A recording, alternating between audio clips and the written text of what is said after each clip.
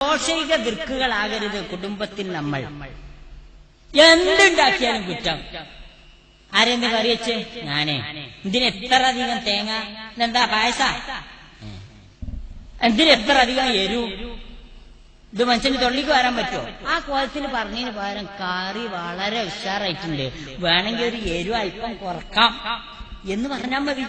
അപ്പൊ പിന്നെ കുറച്ചൂന്ന് വരും.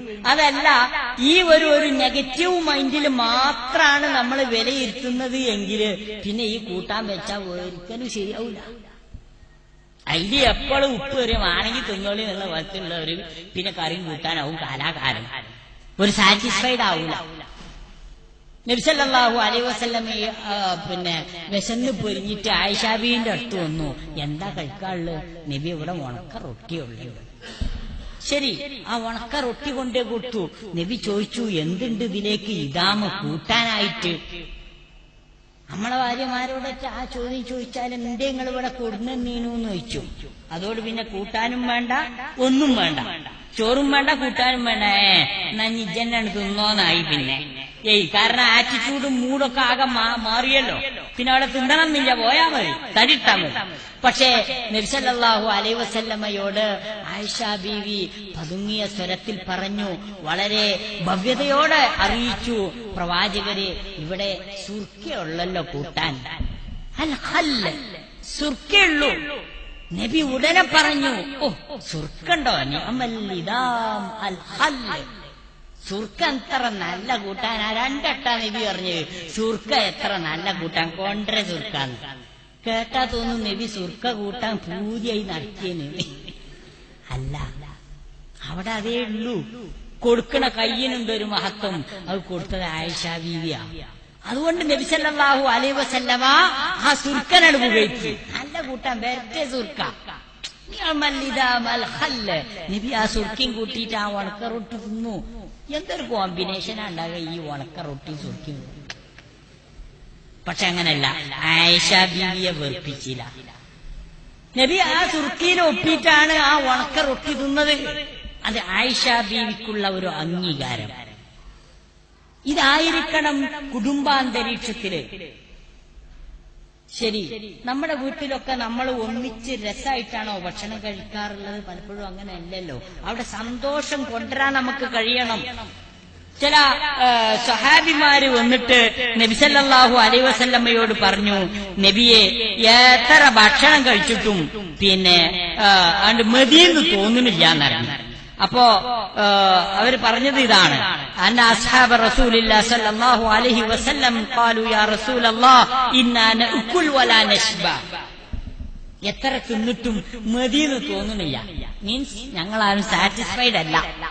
ഖാല, നബി സല്ലല്ലാഹു അലൈഹി വസല്ലം പറഞ്ഞു, ഫലഅല്ലകും തഫ്തരിഖൂൻ, നിങ്ങളൊക്കെ ഒറ്റക്കൊറ്റക്കാണോ ഭക്ഷണം കഴിക്കാറുള്ളത്? ഖാലു, അവർ പറഞ്ഞു, നഅം, അതേ പ്രവാചകരെ. ഖാല, നബി പറഞ്ഞു, ഫജ്തമിഉ അലാ തആമിക്കും, നിങ്ങൾ നിങ്ങളുടെ ഭക്ഷണത്തിൽ എല്ലാവരും ഒന്നിച്ചിരിക്കി. വദ്കുറുസ്മല്ലാഹ്, അള്ളാന്റെ പേര് പറഞ്ഞിട്ട് ബിസ്മിൻ ചൊല്ലിട്ട് ഉള്ള ഭക്ഷണം എല്ലാരും കൂടെ ഒന്നിച്ച് രസമായിട്ട് കഴിക്കി. എന്നാലോ യുബാരിക് ലക്കും, അല്ലാഹു സുബ്ഹാനഹു വ തആല നിങ്ങൾക്ക് അതിൽ ബർക്കത്ത് ചെയ്യും. നമ്മളെ കുടുംബാന്തരീക്ഷത്തിൽ അങ്ങനെ അല്ലല്ലോ.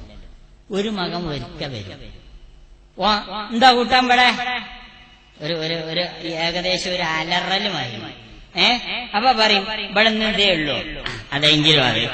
ഓൻ ഒരു ഭാഗത്ത് എടുത്തുനിന്നിട്ട് ഓൻ ഇഷ്ടമുള്ളതൊക്കെ ഓടുക്കും. ഓം മൂക്കറ്റം തിന്നിട്ട് മാത്രം അവിടെ ഇട്ടിട്ട് ഓൻ പോകും. മറ്റോൻ വരും, എവിടെ കൂട്ടാന്? ഓനും വരും, ഒന്നോ രണ്ടോ കോരി എടുത്തിട്ട് ഓനും. അവസാനം ഒറ്റും തെറ്റിയായിട്ട് ഇത് കോരി കഴിഞ്ഞിട്ട് അവസാനം തള്ളം ഇങ്ങനെ വന്നിട്ടുണ്ട്. ആ പാത്രം തുറന്നു നോക്കിയിട്ട് അതൊക്കെ കഴിഞ്ഞാ, ഇനിയുള്ളവർക്ക് അതുമില്ല. ആ പെരിയിൽ കലാപക്കൂടി അല്ലാണ്ട് എന്ത് സന്തോഷം ഉണ്ടാകുക? ഇവിടെ ഒരു സാധനം വെച്ചാതെ ഇല്ലാന്ന് പറഞ്ഞാണ്ട് അവസാനം കൂട്ടല്ലാത്തവരൊക്കെ കൂടെ മുറങ്ങി. അവിടെ എന്തിയാ പ്രശ്നം? ഭക്ഷണം കഴിക്കാൻ വരുമ്പോ പറയണം പ്ലീസ് വെയിറ്റ്, അല്ല ഇംഗ്ലീഷ് പറയണം, മലയാളത്തിൽ പറഞ്ഞാൽ നിക്ക്, എല്ലാരും പറ്റ ഒന്നിച്ച് തിന്ന. അങ്ങനെ ഒരു ഒന്നിച്ച് അള്ള കൂട്ടാനും കറിയും ഒക്കെ കൂടെ എല്ലാരും കൂടെ ഒന്നിച്ച് എല്ലാരെ പ്രശ്നങ്ങളും എല്ലാരും അറിയണം. ഉമ്മാക്ക് എന്താ അത്ര മുഖത്തൊരു ദുഃഖം? മകൾ അറിയട്ടെ, മകൻ അറിയട്ടെ. ഉപ്പാക്ക് എന്തേ ഒരു വിഷമം? എത്ര മക്കൾ അത് കാര്യമായിട്ട് ചിന്തിക്കാറുണ്ട്? ഉമ്മാന്റെത് ഉപ്പാക്കും അറിയില്ല, അപ്പാന്റെത് ഉമ്മാക്കും അറിയില്ല. മക്കളും പിമ്മിയും തമ്മിൽ ഒരു ബന്ധവുമില്ല. ഭക്ഷണം കഴിക്കുന്നിടത്ത് പോലും ഒരു സന്തോഷമില്ല. ഓരോരുത്തർ വന്നിട്ട് ഓൻ തിന്നങ്ങനെ പോവുക. ഉമ്മയാണെങ്കിൽ ചിലപ്പോ സീരിയസ് ആയിട്ട് സീരിയൽ കാണുന്ന സമയത്താവും മറ്റേ ചെക്കൻ കയറിയല്ലേ. ഓ സ്കൂളിൽ നിന്നൊക്കെ വരികയാണെങ്കിൽ ഉമ്മാക്ക് അവന്റെ മുഖത്തൊക്കെ നേരമില്ല. എവിടെ ഉമ്മ പപ്പടം വെച്ചിക്കണ്? പപ്പടം ഉണ്ടാവും മറ്റോടത്ത്. കറി എവിടെ വെച്ചിക്കണ്? അത് വേണ്ട മറ്റോടത്ത്. ഈ ഇട്ട് എനിക്കെന്താ വണ്ടി ചത്തുന്ന പാത്രം അവിടെ ചടങ്ങിട്ട് വെക്കും. ഓനെ മൂത്തിക്ക് തന്നെ നോക്കണോ? ഉമ്മാന്റെ ഒരു കോൽ നോക്കിങ്ങള്. ഉമ്മാക്ക് ഓനെ ശ്രദ്ധിക്കാവില്ല. പപ്പടം അവിടെ വെച്ചിക്കണ്, കറി ഇവിടെ വെച്ചിക്കണ്, ചോറ് അതില വെച്ചിക്കണ്, പിന്നെ പറഞ്ഞു കൊടുക്കാം. ഉമ്മ എന്തിനാ? അതിന് നോട്ടീസ് ബോർഡ് പോലെ. പപ്പടം കുട്ടയിലാവുന്നു, കറി ചട്ടിയിലാവുന്നു, ചോറ് വട്ടിയിലാവുന്നു. ഇതിങ്ങനെ ഒരു നോട്ടീസിൽ എഴുതി വെച്ചാൽ പോരാ. അവിടെ എന്താ അമ്മാന്റെ ഉപയോഗം? എന്താ? ആ അമ്മ കുട്ടിനെ അന്നെ കാത്തിക്കാണ് ഞാന്, നമുക്ക് ഒന്നിച്ച് ഭക്ഷണം കഴിക്കാം. അമ്മാന്റെ കുട്ടി നിസ്കരിച്ച് എന്നിട്ട് വേഗം വരും. ഉണ്ടോ?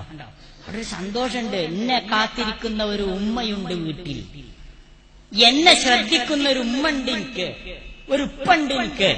ഞങ്ങൾ ഒന്നിച്ചാ ഭക്ഷണം കഴിക്കുക. ആ ഭക്ഷണം കഴിക്കുന്നതിലൂടെ മനസ്സടുക്കുകയാണ്. ബിസ്മില്ലി അള്ളാഹുവിന്റെ ബർക്കത്ത് കൊതിച്ചുകൊണ്ട് ആ ഭക്ഷണം കഴിക്കുമ്പോ അതിൽ ബർക്കത്തുണ്ടാകും. ഒന്നിച്ച് ഭക്ഷണം കഴിക്കുക. എപ്പോഴും നടന്നു വരൂല, എല്ലായ്പ്പോഴും പ്രായോഗികമായിക്കൊള്ളണമെന്നില്ല. പക്ഷേ ഒരു ഉമ്മ വിചാരിച്ചാൽ കുറെയൊക്കെ പ്രയോഗവൽക്കരിക്കാൻ കഴിയും. ആ വീട്ടിലെ സന്തോഷം മെയിൻറ്റെയിൻ ചെയ്തു കൊണ്ടുപോകാൻ പറ്റും. അതാ ഞാൻ പറഞ്ഞതിന്റെ അർത്ഥം. അവിടെ കാത്തു സൂക്ഷിക്കാൻ പറ്റും. അത് ശ്രദ്ധിക്കണം നമ്മള്. ആ വീട്ടിലെ സന്തോഷം ആ ഭക്ഷണത്തിലൂടെ പോലും നമുക്ക് കാത്തു സൂക്ഷിക്കാൻ പറ്റും.